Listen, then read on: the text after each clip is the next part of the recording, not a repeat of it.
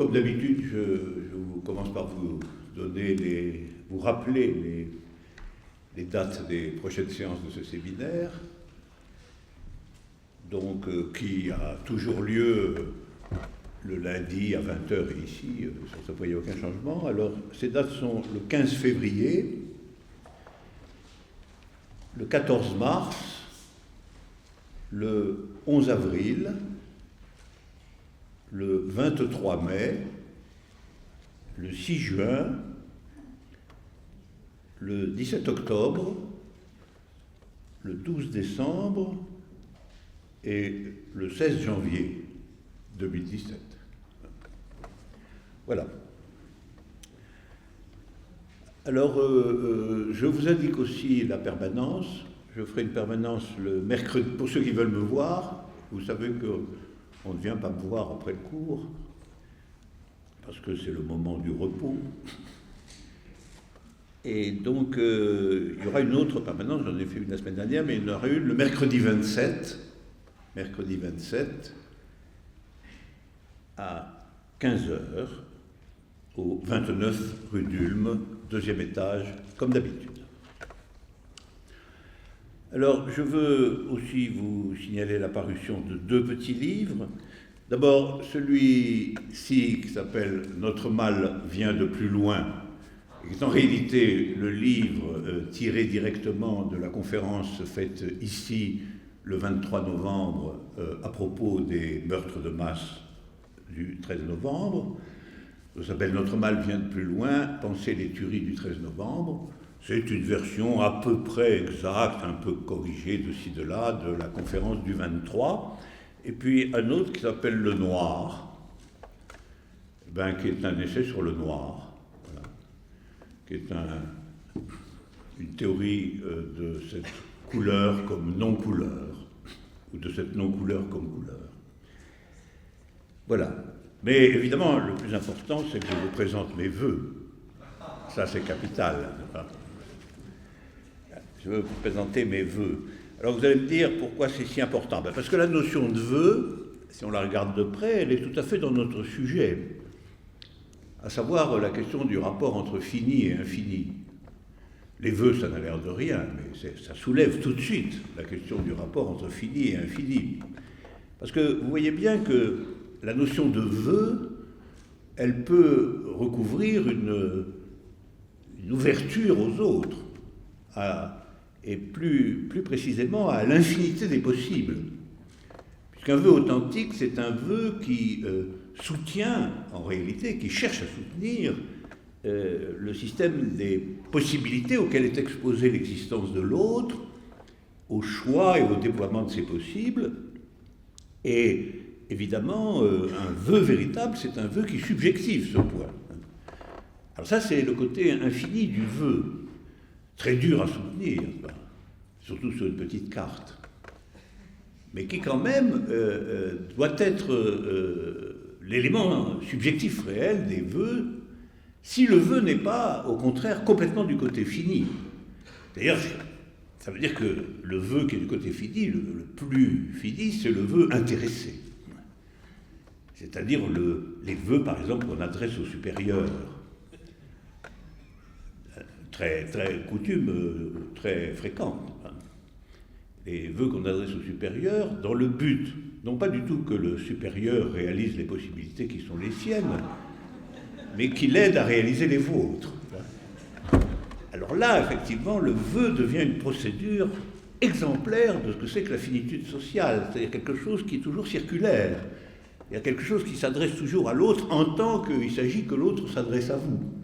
Alors les vœux, ça oscille entre les deux. Et c'est ce qu'on peut appeler finalement le degré de sincérité ou de réalité des vœux, c'est-à-dire la façon dont ils sont censés dépasser leur stricte valeur protocolaire, c'est-à-dire leur valeur finie. Et vous voyez que la question des vœux, elle est très liée à la question du possible.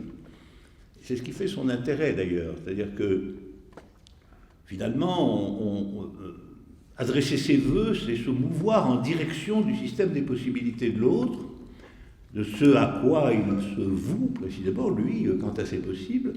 Et là, effectivement, ça peut être Ça peut être une ouverture infinie, parce que les possibles, comme horizon des autres, c'est à la limite quelque chose comme l'humanité tout entière. Et puis ça peut être tout à fait restreint, au contraire, tout à fait intéressé, si c'est un calcul de pur retour, ou comme on dit dans nos métaphores technologiques, de renvoi d'ascenseur. Voilà. Alors, au fond, le rituel social, ce sont les vœux protégés, d'une certaine façon, de leur possibilité immanente d'infini. Alors, le vœu en tant que rituel social, c'est cela. Et c'est pourquoi il se réduit à bonne année.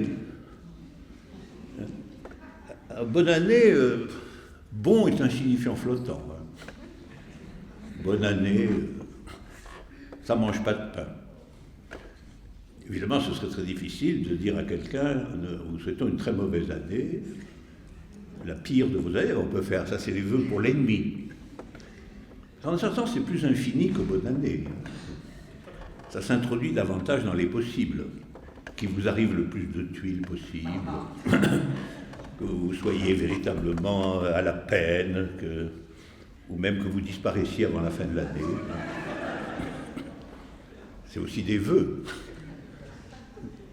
Et finalement, bonne année, ça consiste à ne pas faire ce type de vœux, que souvent on fait en secret tout de même. On peut envoyer des vœux empoisonnés. Alors, voilà. Alors, je vais vous présenter les miens, tenant compte de tout ça. Et évidemment, avant de présenter mes vœux, je les ai rédigés, parce qu'il faut faire attention. Et avant de présenter mes vœux à un public aussi vaste, largement composé de gens que je ne connais pas, et je me suis soudain rendu compte que je m'exposais à de grands risques. Notre Premier ministre, personnage important, auquel je pourrais peut-être adresser mes vœux, empoisonné, il a très justement proclamé, notre Premier ministre, un axiome politique qui, je crois, marque un heureux tournant dans nos valeurs bien françaises et totalement républicaines. Il a dit en effet, l'essence de la liberté, c'est la sécurité. Enfin, il n'a pas dit l'essence, c'est trop compliqué pour lui.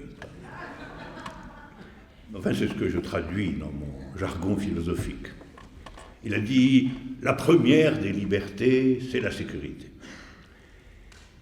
Je crois que c'est concevoir la liberté républicaine dans le juste appareil d'une protection par la finitude. Disons que ça a à voir avec la question des vœux. Parce que la sécurité, si je comprends bien la manière dont la comprend notre Premier ministre, la sécurité, en effet, doit être absolue. Et sinon, nous sommes immédiatement exposés à quoi ? Eh bien, à l'infinité insinuante et angoissante des risques. Et l'homme républicain, libre et occidental, a le droit absolu de ne courir aucun risque. C'est ce que je soupçonne être la pensée du Premier ministre toujours, je suis son fil là. Et l'État est d'abord et avant tout une assurance tout risque, plus ou moins gratuite. Et ce droit de ne courir aucun risque, il revient à la police républicaine de le garantir à chaque citoyen, et naturellement, parce que nous sommes dans une république moderne, également à chaque citoyenne. Si bien que nous devons oser une formule, ici, toujours dans la logique de qui nous dirige, nous devons oser une formule qui paraît en effet osée, mais qui découle absolument de la formule de notre Premier ministre. L'essence de la liberté, c'est la sécurité, et donc la philosophie républicaine de la finitude sécuritaire nous impose de dire l'essence de la liberté, c'est la police. Et par conséquent, l'urgence, quand apparaît le moindre risque, c'est d'appeler urgemment à un renforcement infini, lui, de la protection policière de notre finitude. Renforcement infini de la protection policière de notre finitude. Ça, c'est une formule dialectique. Elle est dialectique en apparence parce qu'elle est heureusement dépourvue de tout risque. L'infinité policière de l'état d'urgence est en effet destinée à protéger tous les citoyens de l'infini lui-même. Comme le montrent les très belles formules de l'incarcération préventive, la restriction du droit d'aller et venir, l'assignation à résidence, la privation de la nationalité, un élargissement du droit de la police à tirer sur tout ce qui bouge, et le droit de perquisition illimité jour et nuit. Alors toutes ces procédures visent à mettre dans une ombre carcérale extrêmement finie quiconque est soupçonné de tendance infinie. Vous savez que dans un vocabulaire récemment déployé, avoir des tendances infinies, ou être soupçonné d'avoir des tendances infinies, c'est être soupçonné de radicalisation. Et donc toutes ces procédures que vient de décider sont des procédures destinées à limiter, à rendre finie toute tentation de radicalisation. Alors, surtout ne vous radicalisez pas. Radicalisation est une formule assez indistincte, d'une certaine manière. C'est un commentaire marginal. Parce que la question de qui est un radical, c'est le nom d'un parti français tout à fait modéré, le parti radical. À l'époque, se radicaliser, ça voulait dire voter aux élections cantonales. Alors, après, il doit y avoir des degrés de radicalisation jusqu'à une radicalisation suprême que je crois être le dévouement ou la tentation perverse à quelque forme d'infinité. Donc, il faut rééduquer ce qui est soupçonné de tendance infinie par les méthodes les plus républicaines qui sont, je le rappelle, l'incarcération finie, la surveillance jour et nuit, les perquisitions, etc.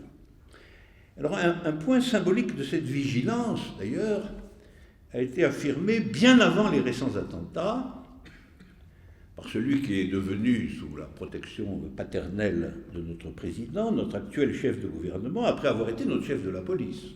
Rappelons-le. Alors dès ses débuts, sans hésiter, il a dispersé, incarcéré et persécuté ceux qui, sous le nom lui-même un peu louche de Roms, sont des nomades de provenance incertaine, qui circulent sur notre territoire fini. Alors voilà notre sujet. Là, qu'est-ce qu'un nomade, après tout? Un nomade, c'est quelqu'un qui semble préférer l'infinité des voyages, l'incertitude du nomadisme, l'insécurité des campements en plein air, un logement clos dont l'heureux habitant, républicain et citoyen, nourrit le juste désir de devenir le propriétaire exclusif. Et quand il le deviendra, ce propriétaire, il sera prêt à défendre sa sécurité, donc la liberté, c'est-à-dire la clôture de sa propriété, avec un fusil et un chien policier. Alors, contre ce beau et libre désir, l'errance infinie du Roms, qui menace la finitude du propriétaire, n'est pas républicaine, a dit alors très fermement et raisonnablement Valls, chef de la police, et donc chef de la sécurité, ce qui veut dire, la formule est audacieuse mais juste, chef de la liberté. Il a dit, le chef de la liberté, ces gens veulent de l'infini, les nomades, ils veulent du risque, eh bien ils vont en avoir. Et il a envoyé la police républicaine disperser et dévaster leurs campements sauvages, et on a entamé, Dieu merci, leur rééducation républicaine par la belle finitude de l'incarcération. Alors ceci, du reste, je pense, se disposait dans une... Je suis toujours en train de préparer mes vœux. Alors ceci, du reste, se disposait dans une pensée plus vaste qui est la suspicion républicaine à l'égard de quiconque n'est pas un Français incontestable, doté de parents français, et aussi, si possible, d'arrière-grands-parents français. C'est encore mieux. Pour ne rien dire de l'excellence qu'il y a à ce que vos arrière-grands-parents soient eux-mêmes français, et ceux du côté de vos deux parents français. Là, votre finitude identitaire fait plaisir à voir. Alors l'étranger, c'est le contraire. Hein. Tout étranger, en effet, n'étant pas d'ici et d'ailleurs. Or, ailleurs, c'est grand. C'est même très grand. C'est peut-être infini ailleurs. Et l'infini est bourré de terroristes, tout le monde le sait.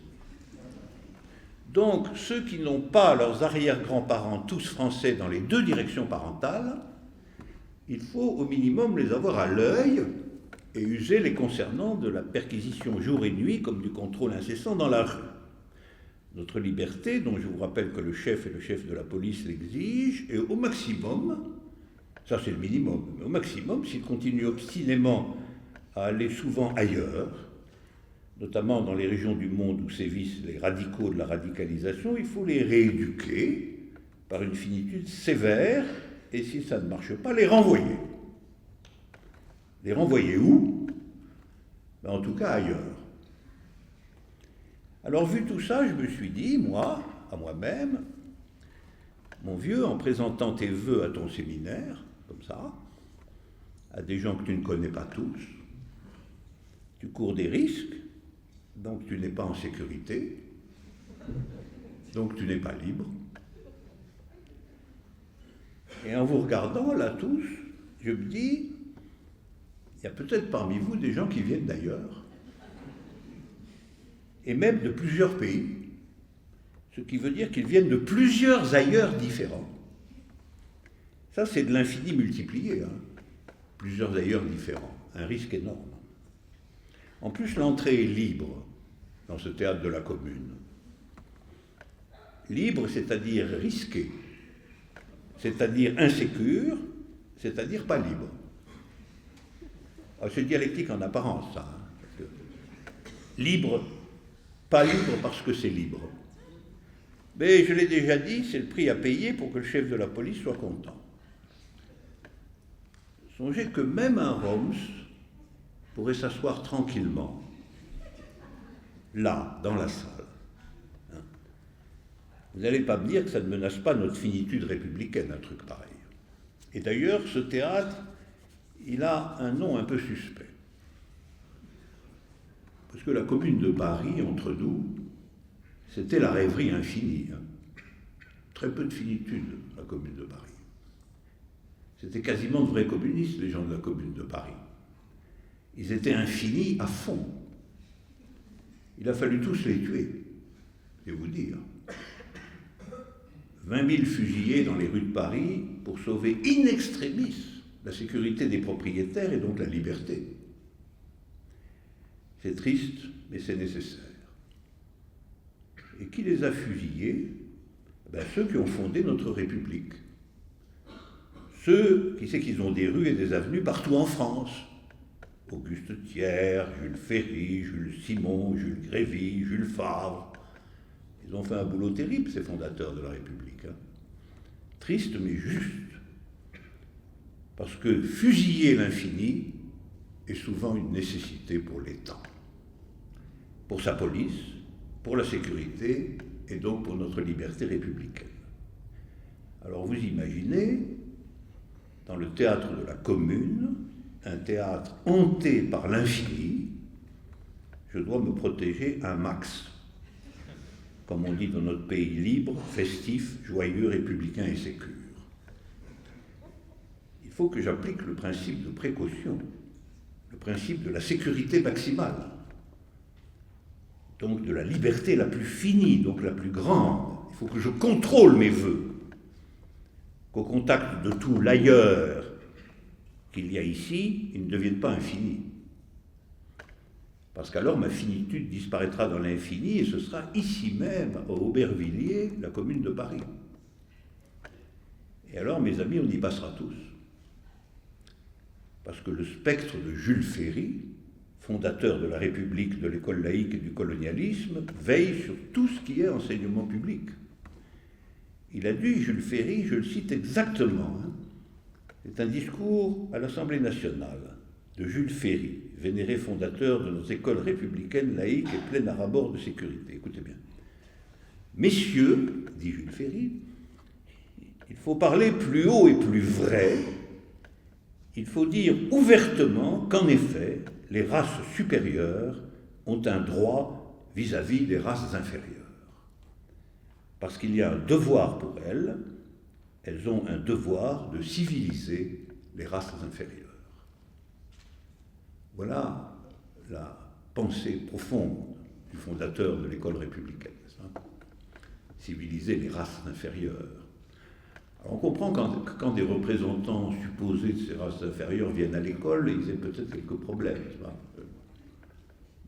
de reconnaissance de la distinction nécessaire dans tout cet appareillage entre les races supérieures et les races inférieures. Vous avez bien entendu, Jules Ferry nous dit, les inférieurs sont ailleurs, il faut leur apprendre ce que nous sommes ici, civilisés, nous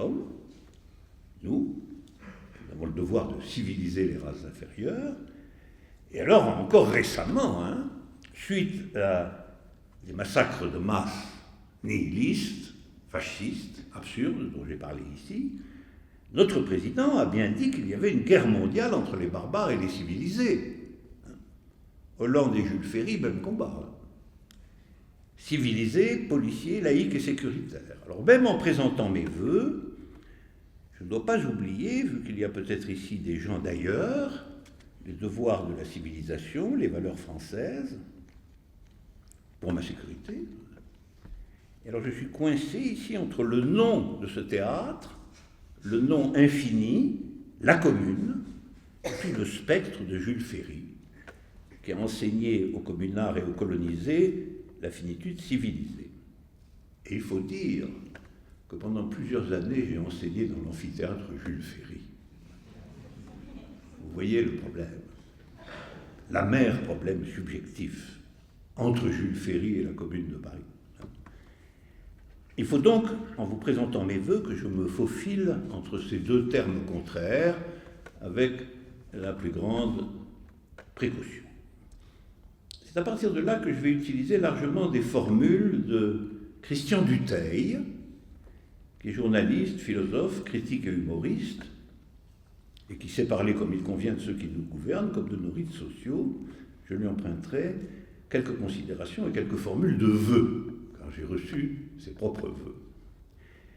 Alors voici donc maintenant, après ce long préambule de méthode et de concepts dialectiques, la version précautionneuse de mes vœux, laquelle est en conformité avec le principe de précaution inscrit dans la Constitution et avec tous les impératifs de la sécurité, qui veut dire bien dans l'abri des lois, de la justice, de la police, et donc libre comme l'air. Alors je vous prie tous, là, devant moi, d'accepter mes vœux à l'occasion du solstice d'hiver, sans aucune obligation implicite ou explicite de votre part. Surtout si vous êtes français à la 3e génération, mais sans exclure les autres, sans non plus d'ailleurs exactement les inclure, du moins sans examen préalable. Alors mes vœux seront en adéquation avec la tradition, la religion ou les valeurs existentielles de votre choix, dans le respect de la tradition, la religion ou des valeurs existentielles des autres, ou dans le respect de leur refus, en la circonstance de tradition, religion, valeurs existentielles, ou de leur droit de manifester leur indifférence aux fêtes populaires programmées, en sorte qu'au bout du compte, mes vœux soient indubitablement laïques, c'est-à-dire marqués par une indifférence totale à toute conviction, sauf la forte conviction laïque elle-même, à savoir qu'avoir une conviction ou une idée, quelle qu'elle soit, vous expose en général à l'infini, donc à des risques, et n'est donc pas conforme à notre conception républicaine pleine d'une festive finitude. Alors, juste après l'impératif républicain de l'essence de la liberté en tant que suprématie de la police, vient en effet le sage conseil philosophique de notre société, vie sans idée. Ceci dit, pour ne prendre aucun risque, je présente aussi mes vœux à ceux qui ont une idée, tout en leur faisant savoir en toute fraternité républicaine que je n'en ai aucune. Alors bien entendu, mes vœux concernent votre santé, mais ceci ne suppose de ma part aucune connaissance particulière de votre dossier médical, ni une quelconque volonté de m'immiscer dans le dialogue confidentiel établi avec votre médecin traitant. De même, je ne prétends nullement m'insinuer entre vous et votre assureur, notamment dans le cas où vous seriez en train de discuter avec lui une convention visant à couvrir les frais de vos obsèques. Mes vœux concernent aussi votre prospérité, mais bien entendu, j'ignore tout de la somme figurant sur votre déclaration de revenus, de votre taux d'imposition et du montant des taxes et cotisations auxquelles vous êtes assujettis. Mes vœux concernent enfin votre bonheur, mais l'appréciation de cette valeur est laissée à votre libre arbitre. Il n'est pas dans mon intention de vous recommander tel ou tel type de bonheur. J'ai sans doute écrit un livre qui s'appelle « Métaphysique du bonheur », mais vous avez, à mes yeux, nulle obligation de le connaître, encore moins de le lire, et encore moins d'en tirer quelque idée qui mettrait en danger vos opinions ordinaires et vous exposerait à un risque quel qu'il soit. Alors je tiens à faire ici en outre les prudentes remarques concernant le calendrier, toutes tirées cette fois du très savant texte de vœux de Christian Dutheil. Ces remarques manifestent une tolérance absolument magnifique, nécessaire pour les vœux. Alors, premièrement, nous fêtons l'année nouvelle. Alors, le concept d'année nouvelle est ici basé, pour des raisons de commodité, sur le calendrier grégorien, qui est celui le plus couramment utilisé dans la vie quotidienne du pays, à savoir la France, à partir de laquelle ces vœux vous sont adressés. Alors, son emploi n'implique aucun désir de prosélytisme, car je pense que ceux qui sont ici, que ceux qui sont ailleurs, et que chacun doit, restant chez lui, observer ses coutumes. Je pense même qu'il est légitime que chacun, vu le principe de sécurité et de finitude, pense que ses coutumes sont bonnes puisque ce sont les siennes. La légitimité des autres chronologies utilisées par d'autres cultures n'est donc absolument pas mise en cause par moi, pour autant qu'elle reste chez elle, pour que les vaches de chaque pays et de chaque culture soient mieux gardées. En particulier, le fait de ne pas dater ces vœux du Yam al-Sabt 1 Safar de l'an 1434 de l'Hégire, fuite du prophète à Médine, ne constitue ni une manifestation d'islamophobie, ni une prise de position dans le conflit israélo-palestinien. Le fait de ne pas dater ces vœux du 2 Tevet 57073 ne constitue ni un refus du droit d'Israël à vivre dans des frontières sûres et reconnues, ni le délit de contestation de crimes contre l'humanité. Le fait de ne pas dater ces vœux du 3e jour du chien de métal du 11e mois d'Aksué Grande Neige de l'année du Dragon d'eau 78e cycle n'implique aucune prise de position concernant le devenir de la Chine, ni ne manifeste une crainte, voire une panique, au regard de la crise boursière à Shanghai. Le fait de ne pas dater ces vœux du Quintidi de la 3e décade de Frimaire en le 221 de la République française une et indivisible ne saurait être assimilé à une contestation de la forme républicaine des institutions, et plus généralement ne saurait conduire à quelque doute que ce soit concernant les valeurs françaises de liberté en tant que sécurité, gaieté, galanterie, laïcité, esprit critique, tolérance au blasphème, hostilité au foulard et aux jupes longues, confortable propriété pour les week-ends, bonne bouffe entre amis et voyage sympa dans les îles Hébrides comme à Marrakech. Tout ceci étant dit et garanti par un système rigoureux de précautions de toutes sortes conformes au devoir de précaution inscrit dans la Constitution, je peux enfin vous adresser réellement mes vœux, dans toute leur libre originalité et leur sincérité individuelle, dans tout le détail prudent, fini, républicain et laïque. Écoutez bien, bonne année 2016.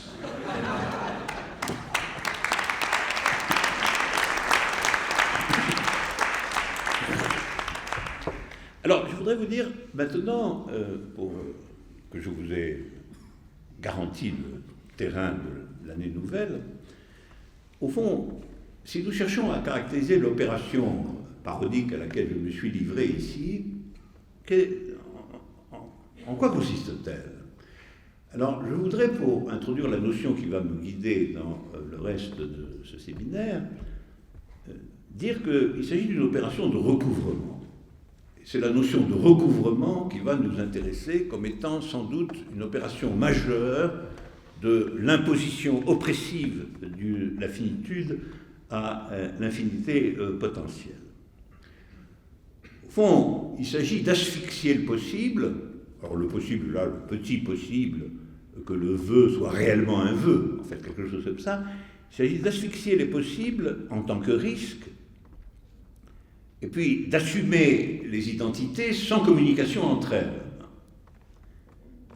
Au fond, il s'agit de clore toute échappée du discours protocolaire du vœu, de façon à aboutir effectivement à un énoncé insignifiant, un énoncé qui n'a aucune signification par lui-même, puisqu'il évacue toute considération du système des possibles. Bonne année. Et ça, c'est le recouvrement d'une potentialité infinie par un jeu systémique et rhétorique de recouvrement successif des données possibles de cette possibilité, de façon à parvenir à un énoncé qui est insignifiant, c'est-à-dire d'une certaine façon qui ne déplace rien dans l'univers constitué à l'intérieur duquel il fonctionne et à qui il semble s'adresser. Alors, on appellera opérations de recouvrement, de façon générale, des opérations de ce type-là. Des opérations qui consistent à discerner en réalité une potentialité infinie quelque part, et plutôt que de la dénier directement au nom d'une conception finie contradictoire, de la recouvrir, c'est-à-dire de la rendre inactive en la recouvrant de considérations elles-mêmes tirées de la finitude et dont on va en quelque sorte l'inonder ou la recouvrir, la dissimuler, la recouvrir effectivement, de façon à ce qu'elle soit en définitive inaudible. Je pense que les procédures propagandistes dont notre société est alimentée plus qu'aucune autre ne l'a jamais été, les procédures propagandistes, de façon majoritaire, ne sont pas ou secondairement des opérations de négation. Ce sont des opérations de recouvrement. Ça, c'est la thèse générale que je voudrais défendre. Naturellement, il y a des opérations de négation, il y a des opérations de critique, mais si on les regarde de près, leur efficacité n'est pas tendue au fait qu'elles mettent en branle une contradiction, avec des gens qui vont se défendre, ou d'autres qui vont affirmer, etc. Leur opération fondamentale n'est pas de constituer une arène de la discussion. Leur conception fondamentale est de recouvrir par des prélèvements sur la situation telle qu'elle est du point de vue de sa finitude intrinsèque, à recouvrir l'indice infini repéré, de telle sorte à ce que sa vérité, sa potentialité d'action infinie sur la situation soit abandonnée. Prenons comme exemple, alors beaucoup plus sérieux, justement ce qui s'est passé, j'y reviens donc une dernière fois ici, ce qui s'est passé à propos des meurtres de masse de novembre. On pourrait dire ceci, on peut dire à quoi nous engageait une compréhension réellement complète et effective de ce qui s'était passé là. Alors, moi j'ai proposé de dire que, à minima, le comprendre vraiment, le penser, et l'ayant pensé, avoir un point de vue sur comment empêcher, comment interdire la répétition de ce genre de choses, j'ai proposé de dire que ça supposait, ça exigeait un va-et-vient de la pensée elle-même, qui allait de la situation telle que l'on pouvait la comprendre, la situation qui s'avérait en la circonstance devoir être une situation mondiale d'ailleurs, pas du tout une situation simplement française, Donc, proposer une analyse de la situation mondiale telle qu'elle engageait un cheminement qui allait de la situation mondiale à la subjectivité active des assassins, des tueurs, et qui ensuite remonterait de l'intelligibilité de cette subjectivité jusqu'à une situation mondiale autre que celle de départ, situation qui serait caractérisée par le fait qu'elle ne pourrait plus comporter de tels désastres. Voilà. Donc, penser la chose de façon immédiatement ouvrant à une activité effective et pas simplement à une intelligibilité, c'était accomplir ce mouvement qui, d'une certaine manière, situe ce qui s'est passé dans une intelligibilité générale, engageant des paramètres d'ailleurs très, très complexes en les circonstances, mais qu'on peut trouver, qu'on peut disposer. Alors, aller de là jusqu'à une intelligibilité de la subjectivité des acteurs principaux de cette affaire, à la fois les acteurs, les criminels, que je considère comme des fascistes, peu importe, je vais pas revenir sur ce point ici, aller jusqu'à l'élucidation de leur subjectivité, puis remonter de cette élucidation jusqu'à la vision des conditions dans lesquelles la situation d'ensemble ne permettrait pas que ce genre de choses se passe, ne produirait plus ce genre de choses. Donc un aller-retour entre les subjectivités actives dans cette affaire et la situation générale. Alors ce parcours est potentiellement infini, c'est vrai. Il est potentiellement infini parce que l'exploration complète d'une subjectivité l'est déjà par elle-même, en fait. Entre parenthèses, c'est la raison pour laquelle on ne veut pas de procès, et que donc on tue toujours ces gens-là. Dans un pays qui interdit la peine de mort, etc., on les tue sans exception. Vous n'avez jamais un procès concernant ces gens-là. Donc on exerce une vengeance, et non pas une justice, au sens le plus formel du terme, mais la justification latente, c'est qu'on s'engagerait, s'il y avait procès, défense, accusation, etc., dans des considérations extrêmement compliquées, subtiles, qui précisément engageraient ce mouvement de va-et-vient entre la situation et la subjectivité, ce qu'on ne veut pas. Et ce qu'on ne veut pas, pourquoi ? Eh bien parce que ce parcours potentiellement infini, mais qui est le parcours d'intelligibilité effective de ce qui se passe, on ne veut pas de son infinité potentielle, justement, à aucun prix. Et ce qu'il faut, qui induit qu'il faille réduire l'épisode à la confrontation simple d'identité normative. C'est-à-dire que, et ça, c'est l'opération de recouvrement. C'est-à-dire l'infinité potentielle de cette situation qui est perceptible pour tout le monde. Tout le monde est inquiet, traumatisé, inquiet, etc. Non pas seulement par ce qui se passe, parce que l'intelligibilité de ce qui se passe est fuyante, douteuse et même terrible d'une certaine manière. Et c'est vrai qu'un procès serait la mise en scène de cette intelligibilité, quelles que soient ses limites.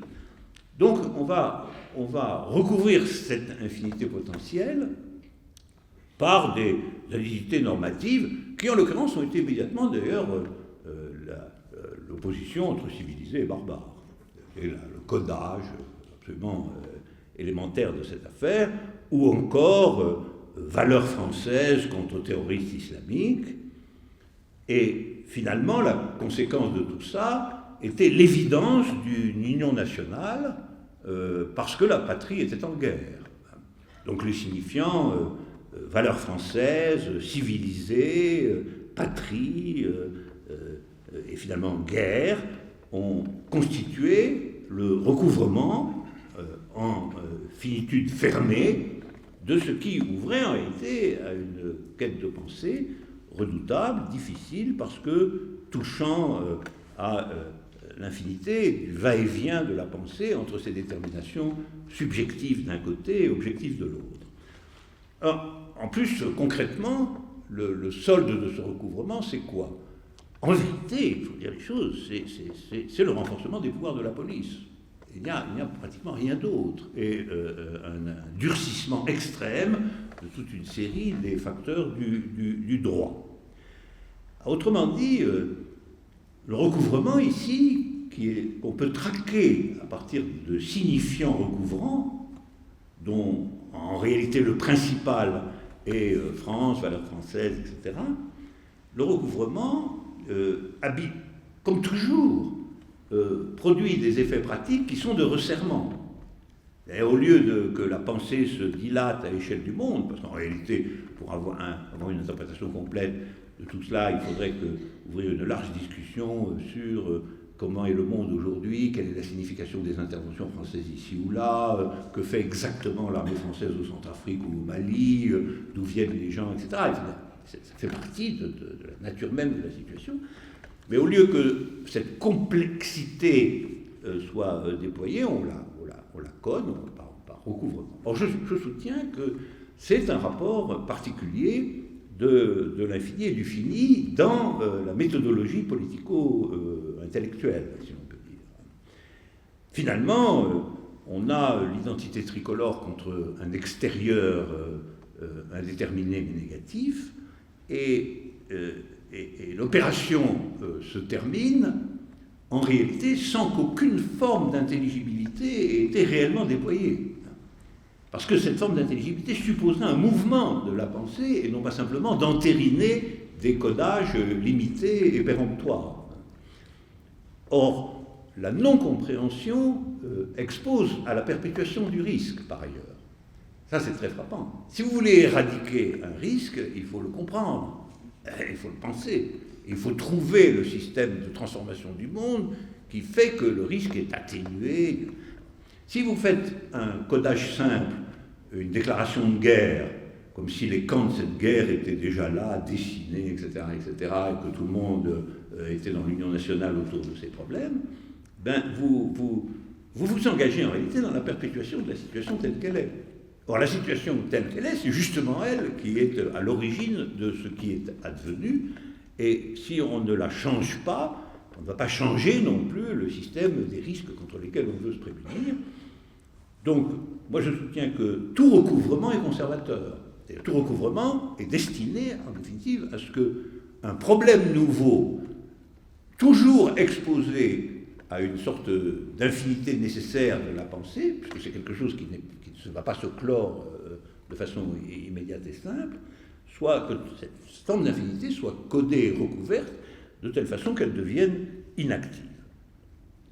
Alors, c'est cette opération, vous voyez, que de manière générale, je vais nommer un recouvrement, j'ai déjà nommé recouvrement, et vous voyez en quoi consiste sa nature, alors sa nature spéculative, philosophique, si on la désigne abstraitement.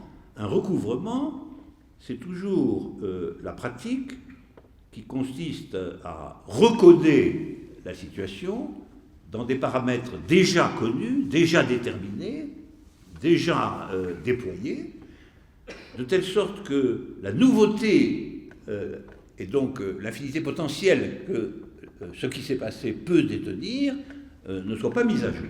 Ne soit pas mise à jour, dans le sens que je dis que c'est une méthode de conservation, et c'est en même temps une méthode de propagande, puisque ça consiste à donner immédiatement une sorte de formule simple de ce qui se passe.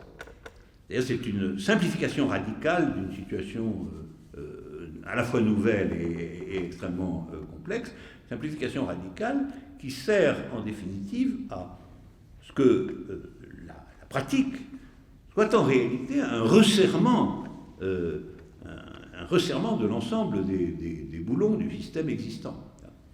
Resserrement qui va prendre la forme d'une série de lois négatives contre lesquelles un certain nombre de gens commencent à se lever, naturellement, mais qui ne sont que la conséquence du recouvrement. C'est-à-dire que le recouvrement, la pratique du recouvrement, c'est le resserrement. On recouvre par un codage nouveau, et ensuite on resserre la situation sur elle-même, alors que normalement, on devrait au contraire l'ouvrir à une pensée dialectique complexe et au va-et-vient, je vous ai parlé, entre les subjectivités en jeu dans cette affaire, y compris les subjectivités statiques d'ailleurs, l'ensemble des subjectivités en jeu dans cette affaire, et la situation à l'intérieur de laquelle ces subjectivités ont pu surgir, se déployer et agir. Alors, le problème théorique du recouvrement, auquel il faut venir de façon à pouvoir se dégager de l'ensemble de cette procédure, le problème théorique du recouvrement, c'est le suivant. Comment une donnée potentiellement infinie peut-elle se laisser recouvrir par des codages finis? Ça paraît paradoxal. Si réellement une infinité neuve de la pensée était à l'œuvre dans la situation, son infinité devrait lui interdire d'être recouverte par des éléments empruntés à la situation telle qu'elle est. Alors, la seule solution, c'est de dire que si elle le peut, c'est-à-dire si ce qui se passe peut être interprété, abstraction faite de toute nouveauté, à partir des éléments préconstitués dans la situation, c'est-à-dire si ce qui échapperait éventuellement au codage de la situation est nié par le fait que vous le recouvrez par des termes qui sont des termes de la situation déjà existants, eh bien c'est que cette infinité n'est pas encore absolument infinie. Si elle était réellement infinie, si son infinité était constituée, si cette nouveauté était évidente, si vous voulez, on ne pourrait pas la coder. Par conséquent, nous sommes bien là au cœur de la dialectique entre fini et infini. C'est-à-dire, nous sommes à un point très intéressant qui est dans quelles conditions le fini conserve-t-il de la puissance au regard même d'un infini supposé. C'est-à-dire, quelle est la puissance de la finitude? Voyez-vous, une chose qui empêche souvent d'intégrer l'infini dans les analyses, c'est l'idée que toute situation est finie, donc que la finitude, c'est la loi des choses, et l'objection, c'est que s'il y avait quelque chose d'infini, ça se saurait, ça se verrait, puisque l'infini l'emporterait sur le fini de façon voyante, de façon évidente. Donc, le problème que nous avons dans les exemples de recouvrement, c'est que, à l'évidence, quelque chose qui était virtuellement porteur d'une nouveauté irréductible aux éléments constitués de la situation a pu cependant être recouvert largement par des opérations qui sont directement, elles, issues de ce qui existe déjà. Et même par la résurrection de vieilleries. D'ailleurs, on puise dans un arsenal ancien.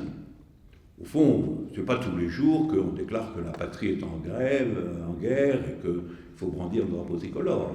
C'est des choses qui ont été utilisées fréquemment dans le passé. Donc on va puiser dans cet arsenal l'union nationale, la guerre patriotique, la civilisation, Jules Ferry, purement et simplement Jules Ferry. Nous les civilisés, eux les barbares. On va puiser dans ce stock, et avec ce stock, qui est en partie composé de vieilleries recyclées, on va recoder la situation, alors qu'une analyse un tout petit peu plus poussée montrerait que cette situation, ce qui s'est passé, y compris son cœur sanglant, enfin le meurtre de masse qui s'est produit, exige d'une certaine façon un déploiement dialectique entre subjectivité, localisation, mondialité, etc., qui est tout à fait de notre ordre que ce qui est raconté. Alors nous apprenons que nous héritons là d'un problème théorique important et significatif qu'on pourrait appeler celui de la puissance du fini. La puissance du fini. Et alors la vraie puissance du fini, c'est quand le fini vient à bout de l'infini. C'est ça sa vraie puissance. Si vous ne la connaissez pas là, ça veut dire le fini, un fini peut être plus grand qu'un autre fini, le vaincre, mais dès que l'infini se montre, est réduit. Ben non. Les opérations de recouvrement nous indiquent, elles sont très nombreuses, vous pourrez vous-même en trouver plein d'exemples. Le recouvrement, c'est une pratique extrêmement abondante. Là, on prend des exemples divers, mais vous pourrez en trouver d'autres. En réalité, très souvent, quand on rencontre une difficulté dans l'existence, on la recouvre. On la recouvre. C'est pour ça que beaucoup de problèmes, y compris existentiels, qui seraient porteurs éventuellement de novations dans la vie, alors subjective, personnelle, amoureuse, tout ce que vous voulez, beaucoup de virtualités de ce genre n'arrivent pas à naître parce qu'elles ont été recouvertes, effectivement, par des décisions limitatives. Donc la victoire du fini sur l'infini, la victoire du prélèvement conservateur d'éléments de la situation permettant de recouvrir une virtualité qui, en tant que telle, pourrait être une virtualité infinie, c'est une expérience de de la vie quotidienne. Et là, j'en donne, ou de la vie politique aussi. C'est une expérience constante, parce que c'est la loi la plus importante du conservatisme, sous toutes ses formes. Le conservatisme peut prendre naturellement des formes extrêmes de caractère antagonique et violent, mais ce sont des cas limites. Dans son fonctionnement ordinaire, c'est des opérations de recouvrement. Et ces opérations de recouvrement ont le mérite d'être à la fois des opérations effectives et des opérations de propagande. C'est-à-dire des opérations qui permettent de délivrer rapidement une version simple de ce qui s'est passé, qui va annuler toute investigation véritable de ce qui s'est passé. Et évidemment, cette simplicité, alors on est un peu sur la piste de quelque chose. Que veut dire simplicité là-dedans, hein? On pourrait dire aussi que ce dont il est question, c'est de la force du simple, la force de ce qui est simple. Ce qui est simple et qui, en même temps, est déjà là. C'est sous la main et c'est simple. Et ça a une efficacité subjective, mais aussi objective, finalement. Puisque quelque chose qui aurait pu advenir dans une conception complète de ce qui s'est passé n'adviendra pas, ou adviendra très difficilement, ou adviendra tardivement, etc. Voilà. Et alors, nous avons donc alors le problème particulier que nous allons aborder maintenant à un niveau abstrait, théorique. Vous avez bien compris la nature empirique de la question du recouvrement. Une expérience que vous pouvez vous-même trouver dans votre propre vie d'innombrables exemples. C'est la protection de notre finitude, la protection permanente de notre finitude, la vraie technique pour éviter les risques. La vraie technique pour éviter d'être exposé à des risques, c'est-à-dire aussi d'être exposé à la création, à l'invention, à la nouveauté. C'est le recouvrement. Et donc il nous faut maintenant, malgré tout, comme toujours, faire le va-et-vient entre une théorie générale de ce qui constitue l'opération du recouvrement, avec comme cible, dans quel cas quelque chose d'infini peut être recouvert par des données qui sont des données finies. Alors, l'approche de ce problème, sous sa forme la plus abstraite, mais aussi la plus révélatrice, a été inventée par Kurt Gödel dans les années 30 du dernier siècle. Et ça s'appelle, je vous donne le nom technique, ça s'appelle la théorie des ensembles constructibles. Théorie des ensembles constructibles. Alors, constructible est un nom qui nous met sur la piste, hein. Les ensembles constructibles seront précisément les ensembles qu'on peut mobiliser pour recouvrir des ensembles précisément inconstructibles. Alors c'est quoi un ensemble inconstructible? C'est justement quelque chose qu'on n'arrive pas à construire à partir de ce qu'il y a déjà dans la situation. Donc le constructible, le caractère conservateur du constructible, métaphoriquement, c'est saisissable, c'est constructible à partir de ce qu'il y a, en gros. Alors, le noyau de l'invention de Gödel, je peux le dire de façon très simple, au fond, Gödel va donner une nouvelle définition du fini, très élargie. Vous voyez bien que si on veut comprendre le recouvrement, on ne peut pas se contenter de dire que fini c'est ce qui est petit, ou même fini c'est ce qui n'est pas infini. On ne comprendra pas si on dit ça à la puissance du fini. Il faut définir le fini d'une autre manière. C'est-à-dire, il faut définir le fini par des procédures qui ne sont pas essentiellement quantitatives. Le fini, ce n'est pas ce qui est petit par rapport à ce qui est grand, ou le fini, c'est une question, c'est une détermination qualitative. C'est-à-dire que, par exemple, pourquoi, si on reprend l'exemple des meurtres de masse, pourquoi la catégorie de valeur française peut-elle être considérée comme finie au regard de l'intelligibilité de ce qui se passe? Parce que la question de savoir si valeur française c'est petit ou c'est grand, Mais c'est un opérateur qui va être fini parce qu'il bricole des données qui sont des données constructibles à partir de la situation. On peut dire, bon, voilà, on est tous français, on est en France, on est liés par les valeurs françaises, et quand on nous tire dessus, on tire sur nos valeurs, voilà. Et ça a été fait maintes fois. Ça a été maintes fois dans les déclarations de guerre, on a toujours dit qu'on faisait la guerre pour les valeurs nationales. Il n'y a rien de nouveau là-dedans. Hein. Mais on peut le dire, non pas parce que c'est fini en soi, ça ne veut pas dire grand-chose. Il n'y a pas une finitude particulière de la notion de valeur française ou de la France ou des Français, quelque chose comme ça. Mais on peut le dire parce que, d'une certaine façon, c'est quelque chose qui se laisse construire, qui est sous la main, là, dans la situation, et qu'on peut convoquer pour un recouvrement, justement. Alors, plus précisément, si on veut essayer d'être plus précis, que va dire Gödel? Gödel va dire quelque chose comme ça. Et qu'on sera considéré comme fini, dans une situation donnée, tout ce qu'on peut définir à partir de ce qui existe déjà, qui est déjà donné, et aussi à partir des propriétés déjà définies dans ce qui existe déjà.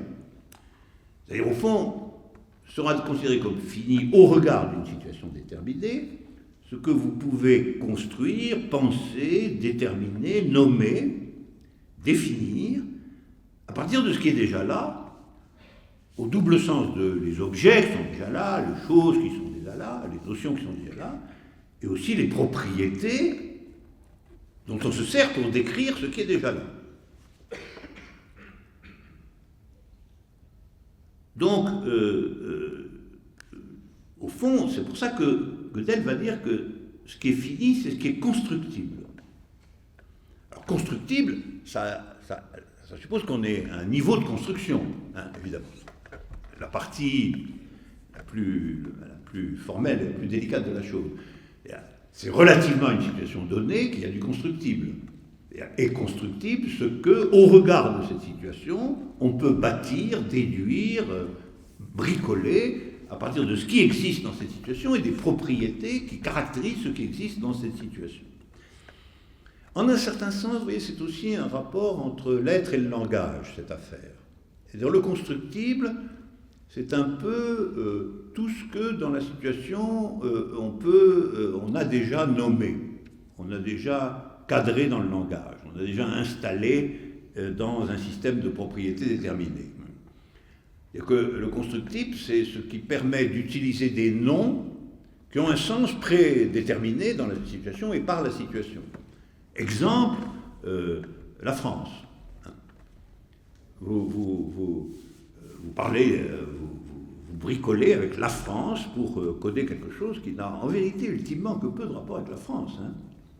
Et les rapports ne sont même pas ceux qu'on dit. Le rapport le plus étrange avec la France, c'était que tous les assassins étaient français. Ça, c'était une chose qui méritait d'être examinée de près. Mais France ne fonctionne pas du tout comme un instrument d'analyse nouveau. France fonctionne comme une espèce de propriété qui est là et qui est partagée par tous les Français. Voilà. Et donc, c'est typiquement constructible. Constructible, ça ne veut pas dire que ça a beaucoup de sens. Au contraire, ça veut dire que ça a un sens usé par le fait que c'est quelque chose qui est bâti, édifié, construit dans la situation elle-même. Alors vous voyez, fini, ça va être ce qui est constructible. Alors infini, ça va être ce qui est inconstructible, d'abord. C'est-à-dire ce qui est nouveau au sens suivant. Ça ne peut pas être déduit dans son être et dans ses propriétés de ce qui est déjà là.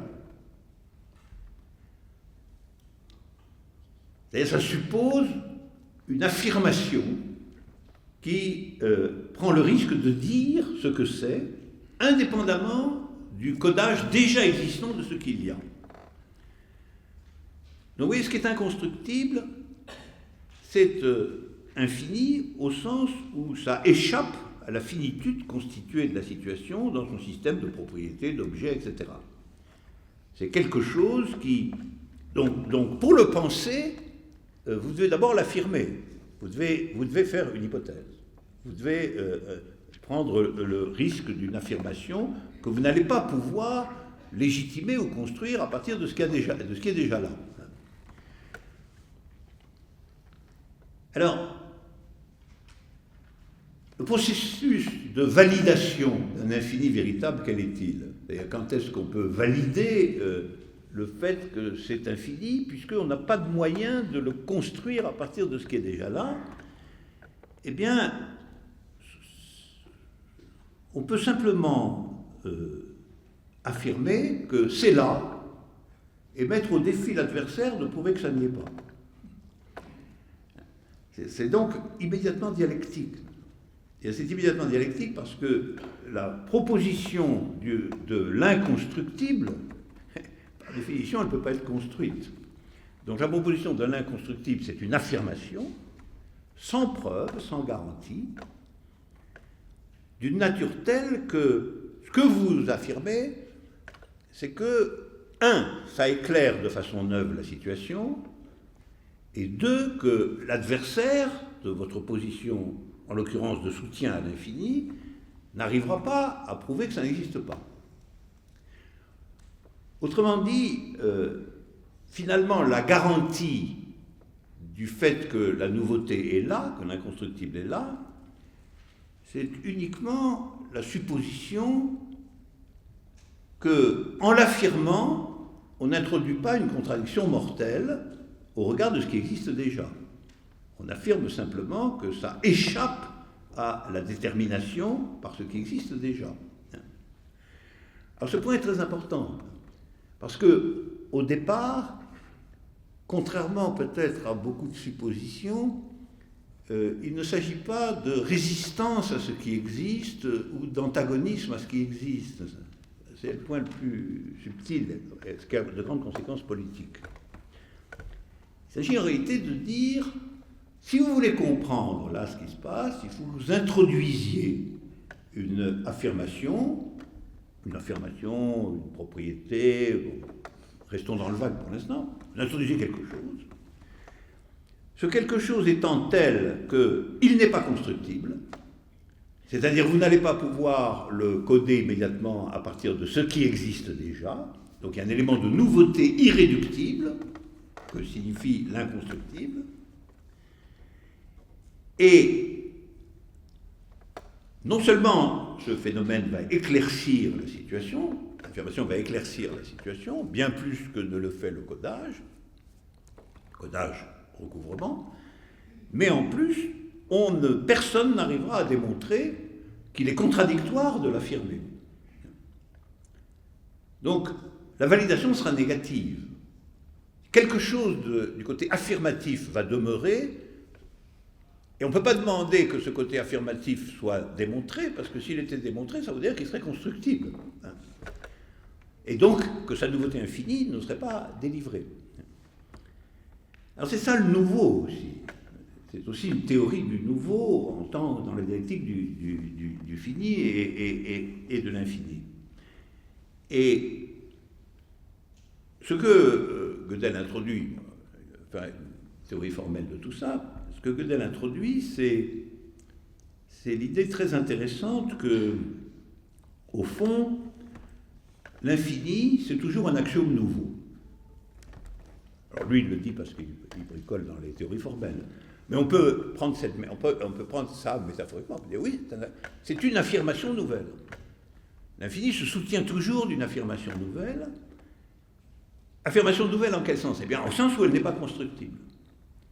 Ça veut dire quoi qu'elle n'est pas constructible? Ça veut dire que vous ne pouvez pas la construire à partir de ce qui existe déjà dans la situation en termes de propriété et d'objet. Donc une affirmation nouvelle, donc c'est un axiome nouveau, et donc c'est quelque chose non pas qui s'oppose à la situation, c'est quelque chose que vous ajoutez à la situation.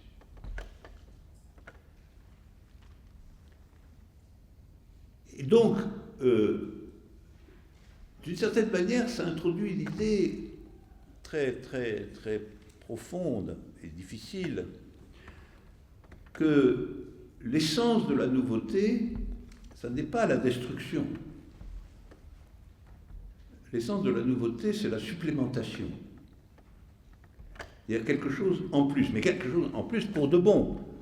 Il n'y a pas quelque chose en plus que vous pouvez bricoler à partir de ce qu'il y a déjà, mais quelque chose en plus dont l'en plus même ne se soutient que de son affirmation.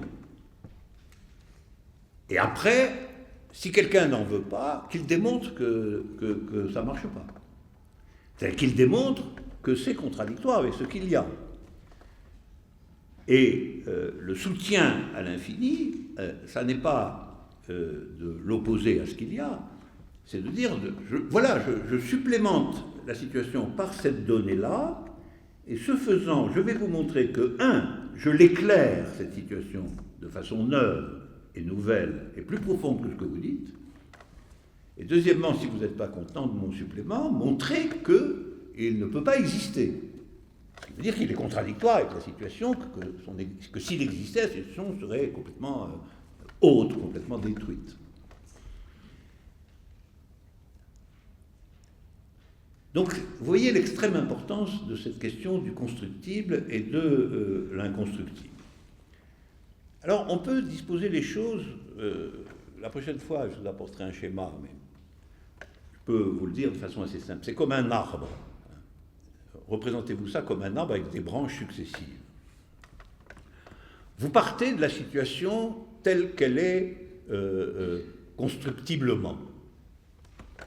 C'est-à-dire vous partez du stock de ce qui est déjà existant, affirmé, démontré, c'est-à-dire de l'ensemble de ce qui a déjà trouvé sa place, son nom dans la situation telle qu'elle est. C'est-à-dire du matériel de codage aussi. Parce que coder sera toujours puisé là-dedans pour recoder le nouveau de manière à ce qu'il soit méconnaissable comme nouveau et fonctionne comme si c'était la continuation de l'ancien. C'est ça le recouvrement. Donc vous partez de ça. Ça, on peut l'appeler la situation, on peut l'appeler comme on veut. C'est les choses comme elles sont dans le consensus général de leur être. Vous partez de ça. À partir de là, vous avez le constructible et le non constructible. Première division. Lorsque s'introduit quelque chose de nouveau. Première forme de la nouveauté, une nouveauté constructible. Une nouveauté faible, si vous voulez. Une nouveauté constructible, c'est l'existence de quelque chose qui est construit à partir de ce dont on savait déjà que ça existait. Alors ça, on nous fait toujours ce coup-là, de nous présenter comme nouveau quelque chose qui en réalité est une construction à partir de ce qu'il y a déjà, et donc un développement de ce qu'il y a déjà. Ça, c'est à ce régime-là que l'on considère que notre société est constamment nouvelle. Un nouveau modèle de smartphone, des choses bricolées, construites, édifiées à partir de ce qu'il y a et qui alimentent le grand marché, etc. Alors ça, vous avez ça d'un côté, ça c'est le grand domaine du constructible, qui va être considéré en définitive comme le vrai concept du fini. Même si, ça on y viendra plus tard, même s'il y a en apparence de l'infini dedans. Puis de l'autre côté, vous avez l'inconstructible. C'est deux registres de la nouveauté. La nouveauté constructible, la nouveauté inconstructible. Vous avez le registre de l'inconstructible, c'est-à-dire ce sont des existences affirmées qui ne peuvent exister que parce qu'on en affirme l'existence, qui sont non constructibles en ce sens, c'est-à-dire non constructibles à partir de ce qui existe, déjà. Alors le risque pris, si quelque chose est affirmé comme ça, de façon non constructible, c'est que, à la fin des fins, ça s'avère contradictoire. C'est-à-dire que ça s'avère inconsistant. Finalement, ça ne tienne pas. On prend ce risque, puisqu'on ne le construit pas. Quand vous construisez, la chose est là, et on sait comment elle est là, puisqu'on sait comment elle est construite à partir de ce qu'il y a. Et du côté du constructible, la branche constructible, elle s'arrête au constructible. Et le constructible, il peut donner d'autres constructibles, mais l'autre branche, la branche qui va à l'inconstructible, à la branche où il va se loger l'infini véritable, elle se divise malgré tout. Parce que peut-être que parmi ce qui est affirmé comme non constructible, il y a peut-être quelque chose qui est inconsistant. Vous ne pouvez pas évacuer cette hypothèse puisque vous ne pouvez pas le construire. Donc, ça va se diviser en deux, le non constructible. Vous allez avoir le non constructible qui va s'avérer contradictoire avec ce qui existe et auquel il va falloir renoncer à ce titre parce qu'il introduit une inconsistance dans le réel. Et puis, de l'autre côté, ce qui est non contradictoire avec ce qui existe. Donc c'est-à-dire non contradictoire au sens où ça continue à se développer sans qu'apparaisse de contradiction avec ce qui existe. Et puis ce non contradictoire avec ce qui existe, il se divise à nouveau. Parce que ça veut dire quoi que c'est non contradictoire avec ce qui existe ? Est-ce que ça veut dire que vous pouvez prouver que c'est non contradictoire avec ce qui existe ? Ça, ce serait le meilleur cas. Non seulement c'est non contradictoire avec ce qui existe, mais vous pouvez prouver que c'est non contradictoire avec ce qui existe. Malheureusement, ce cas reconduit un peu au constructible. Voilà. Plus précisément, Gödel montre qu'on ne peut pas démontrer que du non constructible est absolument cohérent. Je laisse les complexités formelles de côté. Mais vous voyez bien que la possibilité la plus garantie serait celle, vous proposez une affirmation nouvelle, elle éclaire la situation, elle est nouvelle, elle ouvre à l'infini, et puis en plus, vous avez l'assurance qu'elle est non contradictoire avec tout ce qui existe. C'est souvent ce qu'on demande en politique. C'est-à-dire, lorsqu'il y a une nouveauté politique, on demande de prouver qu'elle marche, quoi.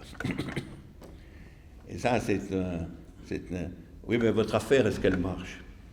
Ben justement, la nouveauté politique, elle est non constructible par définition, comme toutes les nouveautés. Et donc, on ne peut pas lui demander d'argumenter en sa faveur de façon constructive.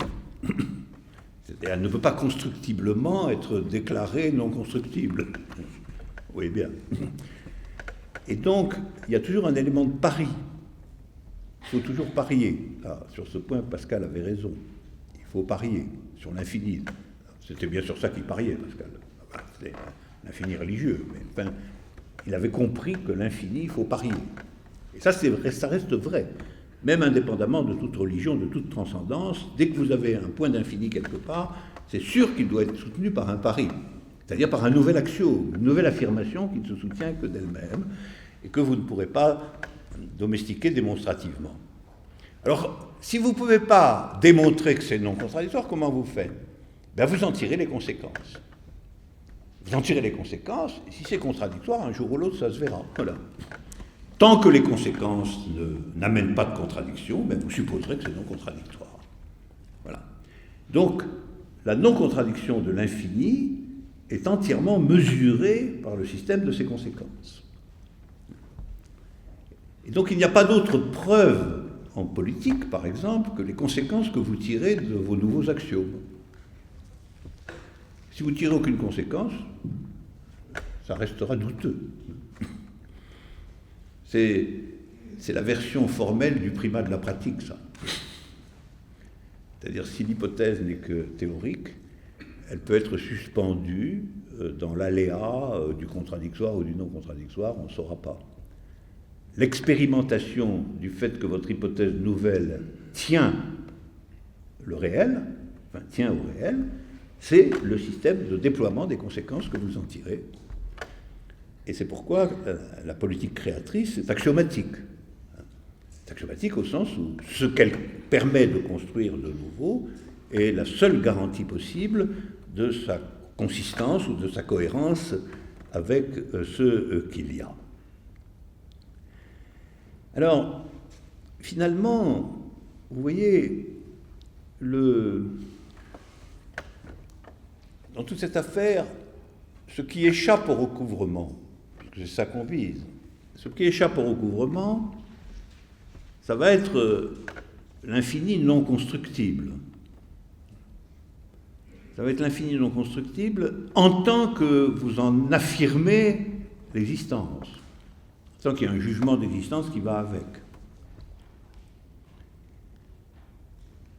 Et vous ne dites pas que cet infini, qui se soutient dans l'existence de son affirmation, vous affirmez qu'il existe vraiment. C'est-à-dire, l'hypothèse est une hypothèse d'existence au sens strict. Vous affirmez que ça existe. Vous ne vous contentez pas d'affirmer que ça peut exister.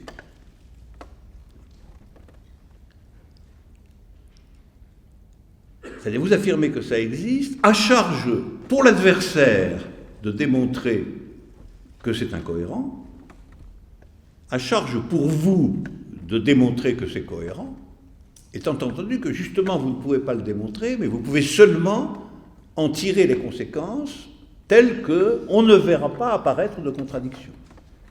Contradiction, là, signifiant contradiction avec le réel, tout simplement. Donc, impossibilité stricte.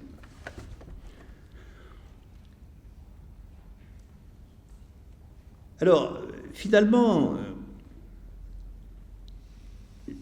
comment se présente ça du point de vue des exemples que j'ai mis en avant aujourd'hui?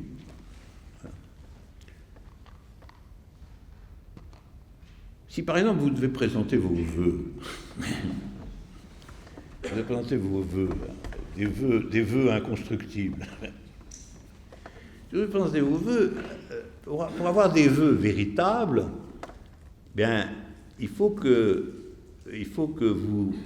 votre vœu assume les désirs de l'autre. Parce que vous allez lui souhaiter, par exemple, que ses désirs soient satisfaits. Mais,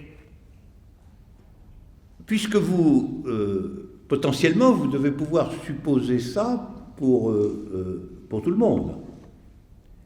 Et vous ne pouvez pas faire le vœu que quelqu'un ait tous ses désirs satisfaits si vous savez par ailleurs que la satisfaction de ses désirs, ça veut dire de nuire à tous les autres. Donc finalement, un vrai vœu, c'est que le vœu que l'autre voit ses désirs satisfaits, pour autant qu'ils sont compatibles avec l'universalité. Ça, sur ce point, Kant a raison. Il y a un critère d'universalité nécessaire. Sinon, le vœu consiste simplement à entrer dans le système des intérêts. Vous soutenez l'intérêt de l'autre, mais si vous soutenez l'intérêt de l'autre, il n'y a aucune raison que ça ne soit pas constructible. C'est-à-dire qu'en réalité, vous soutenez l'intérêt de l'autre parce que cet intérêt de l'autre est aussi le vôtre. Vous n'échappez à ça que si vous soutenez le désir ou l'intérêt de l'autre, en tant que vous le reconnaissez comme universel. Et donc vous vous incluez à ce moment-là dans cette dilection pour l'autre. Mais tout ça va rester suspendu aux conséquences, c'est-à-dire au comportement de l'autre au regard des vœux que vous avez formulés le concernant. Et vous ne pourrez jamais démontrer que votre vœu était ajusté, c'est-à-dire que la charge d'universel qu'il comportait par obligation était réellement là. Et dans l'affaire des meurtres de masse, il va falloir affirmer le va-et-vient dont j'ai parlé, c'est-à-dire l'intelligibilité nouvelle, non pas à partir d'un codage recouvrant, mais à partir d'un va-et-vient entre le monde tel qu'il est, les subjectivités qui s'en infèrent et la transformation possible de ces subjectivités se déployant en définitive comme transformation du monde lui-même, le va-et-vient complet. Vous allez affirmer ce va-et-vient sans naturellement pouvoir prouver que ce va-et-vient se déduit de la situation, mais uniquement par le fait qu'il l'éclaire, la transforme, la change, donc par les conséquences. Donc, finalement, vous voyez où nous en sommes, hein. Là, comment échapper au recouvrement? C'est ça la question. Comment échapper au recouvrement comme loi générale au fond de la dictature de la finitude? Et donc, véritablement, ce qui s'est passé là est un exemple spectaculaire. Et je vais vous dire, je ne suis pas sûr que ça ait marché, vraiment. Moi, j'ai été quand même frappé, enfin là, on est dans le journalisme, hein, franchement, mais un petit peu. J'ai trouvé que le rassemblement de la République de hier, c'était un bide. Voilà. Et la preuve, c'est que les médias n'ont pas pu faire le moindre tapage dessus. Moi, j'ai écouté, oh, bon, pas terrible, quelques milliers de gens, un truc bâclé très vite.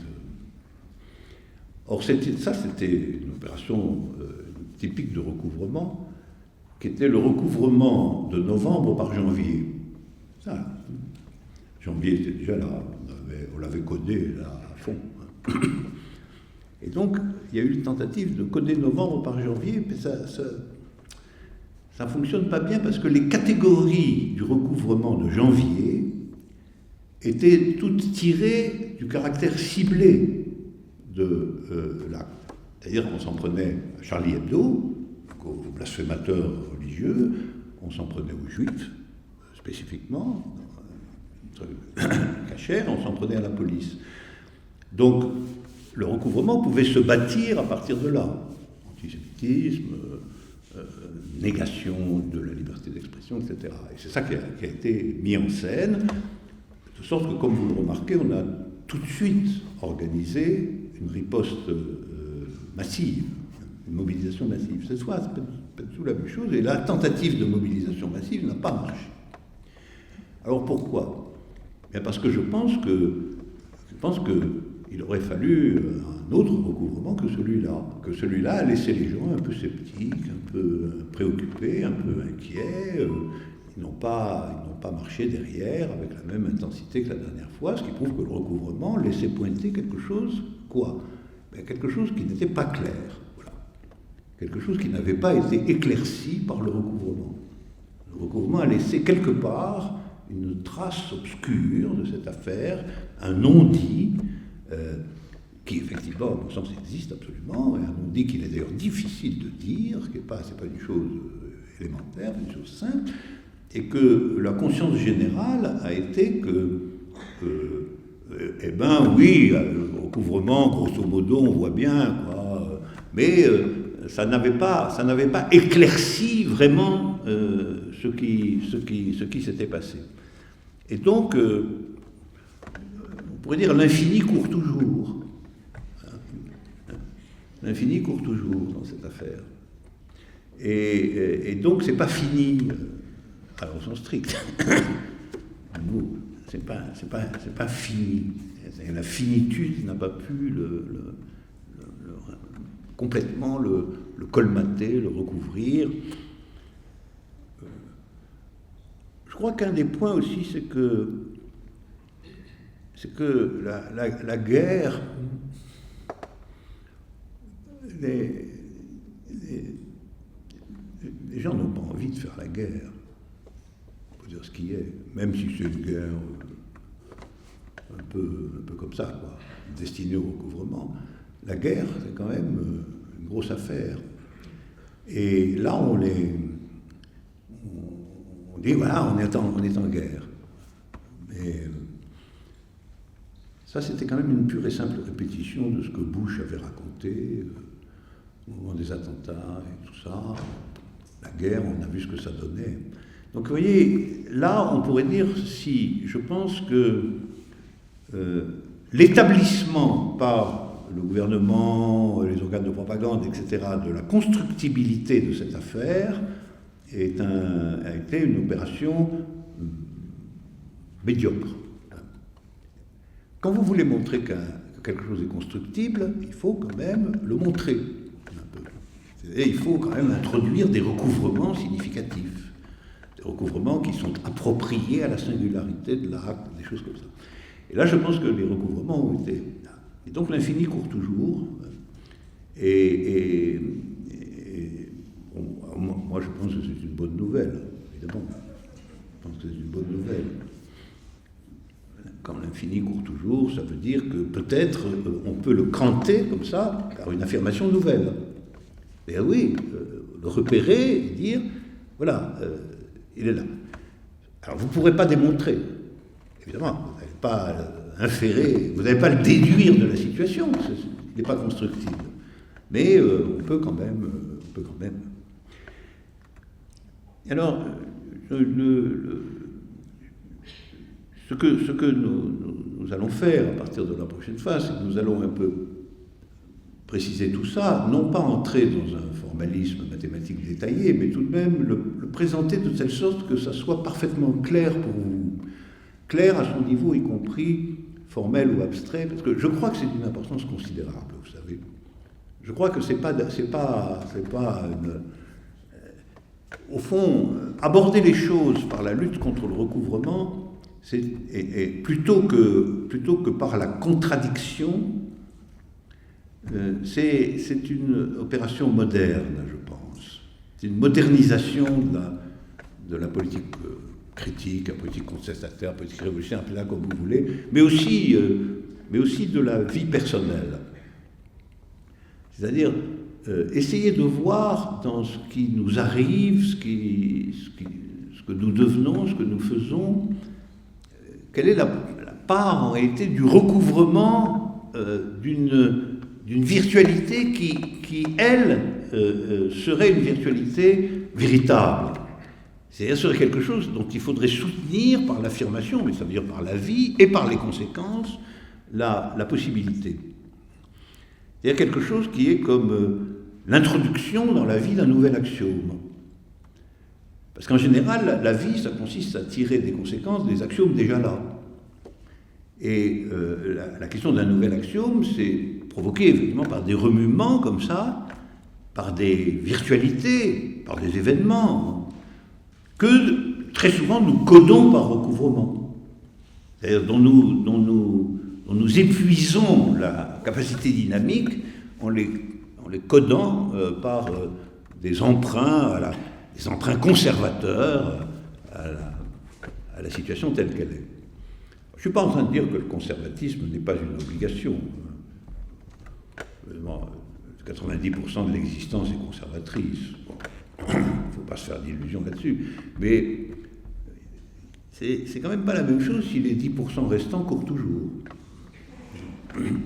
C'est-à-dire si leur infinité latente est quand même saisissable à un moment donné dans un registre affirmatif axiomatique qui va en soutenir l'existence et dire bon, j'assume les conséquences. J'assume les conséquences et à ce moment-là, vous mettez en quelque sorte la situation au défi de vous contredire, elle. Parce que la charge de la contradiction, c'est sur elle. C'est pas vous qui allez prouver que c'est non contradictoire, mais c'est eux qui, s'ils en sont capables, doivent prouver que c'est contradictoire. Et s'ils n'y arrivent pas, les conséquences continueront à être homogènes au réel. Alors, on peut terminer là-dessus pour aujourd'hui. En réalité, c'est une définition possible de la liberté. La liberté, telle qu'elle est conçue ici, c'est la liberté dont j'ai parlé au début, c'est-à-dire c'est la liberté en tant que sécurité, quoi. Même la liberté des opinions, c'est pouvoir raconter ce qu'on veut en étant tranquille. Donc il n'y a pas de liberté du tout là-dedans. La liberté véritable, c'est évidemment le moment où vous devez subjectivement soutenir une affirmation qui, au regard de la situation, est en position d'infinité virtuelle, c'est-à-dire en situation de ne soutenir que des conséquences qui sont les siennes, à charge pour vous de les poursuivre, ces conséquences, et à charge pour les adversaires de votre position de déclarer ou de démontrer que tout ça est incohérent et ne peut pas marcher. Là c'est la liberté. C'est en ce sens qu'on peut dire que toute liberté est infinie. Enfin, toute liberté touche à l'infini, puisqu'on peut appeler infini, évidemment, ce qui est non constructible, puisque ça échappe à la finitude de la constructibilité. Et donc, en vérité, le codage, c'est l'ennemi de la liberté. Par conséquent, c'est un artifice extraordinaire de voir que dans les situations qui sont les nôtres aujourd'hui, le mot liberté est utilisé comme un mot particulièrement ajusté au codage de sa négation. C'est-à-dire que quand on brandit la liberté comme valeur nationale, etc., on est quand même en train de coder une virtualité inaperçue dans la situation, une infinité aveuglée, en utilisant contre cette liberté possible, de l'intelligibilité nouvelle du monde tel qu'il est et de sa transformation, en utilisant pour cela le vocabulaire qui est le vocabulaire de l'émancipation. Alors, voilà pourquoi je pense que la transposition à laquelle nous allons nous consacrer pendant une ou deux séances, de l'opposition entre fini et infini, en l'opposition entre constructible et non constructible, est tout à fait importante parce qu'elle supporte une théorie du recouvrement, donc une théorie de ce qui échappe au recouvrement, donc une théorie de l'infini vrai. Parce qu'en définitive, l'infini vrai, nous le définirons comme ce qui est en aptitude d'échapper au recouvrement. Alors il y a dessus, sur ce point, il y a des théorèmes mathématiques magnifiques. On ne va pas... On les transformera en métaphores ici, on les transformera en philosophème, mais c'est une partie magnifique des mathématiques qui détermine, avec le plus extrême rigueur, dans quelles conditions une infinité peut échapper au recouvrement. Et ça, c'est quand même formidable parce que c'est notre tâche.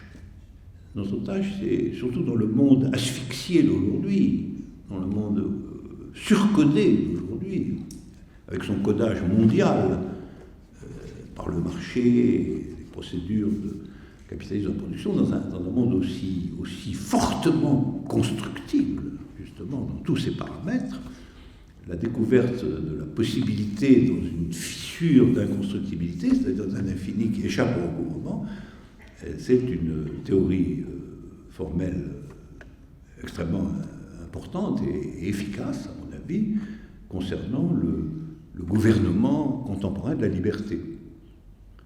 Et être libre, ce n'est pas aujourd'hui... oui, bien sûr, c'est s'opposer à l'oppression, mais l'oppression, c'est trop vague. L'oppression fondamentale d'aujourd'hui, c'est l'oppression par le recouvrement. Et donc être libre, c'est échapper au recouvrement. C'est-à-dire ne pas laisser la virtualité infinie être recouverte et asphyxiée par des prélèvements constructibles. Voilà, ce sera la morale du jour.